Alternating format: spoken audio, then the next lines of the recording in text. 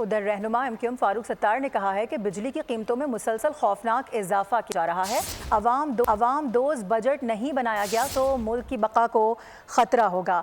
آپ کو بتائیں کہ انہوں نے کہا کہ قومی اسمبلی میں ان کا کہنا تھا کہ تنخواہ دار طبقے پر ہی ٹیکس لگایا جا رہا ہے۔ عوام کو پانی کا بحران، مہنگائی اور بے روزگاری کا سامنا ہے۔ پاکستان میں 77 سال سے اسٹیٹس قائم ہے، یہ اسی کا تسلسل ہے۔ تو اس بجٹ کو دیکھ کر یہی ہے کہ یہ ایک روایتی بجٹ ہے اور 77 سالوں سے جو پاکستان میں اسٹیٹس کو قائم ہے یہ اسی کا تسلسل ہے۔ اسٹیٹس کو کی کوک سے اس طرح کا روایتی بجٹ جنم لیتا ہے۔ تو میں سمجھتا ہوں کہ اب یہ ملک کی بقا اور سلامتی کے لیے اگر سب سے سنگین کوئی خطرہ ہے تو یہ روایتی بجٹ کا تسلسل ہے۔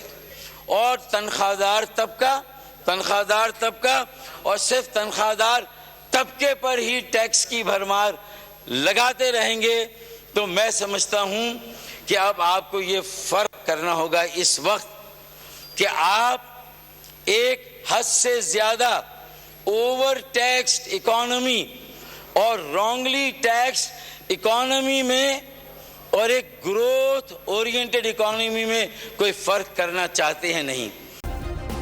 سبسکرائب کریں اور بیل دبائیں تاکہ کوئی خبر رہ نہ جائے۔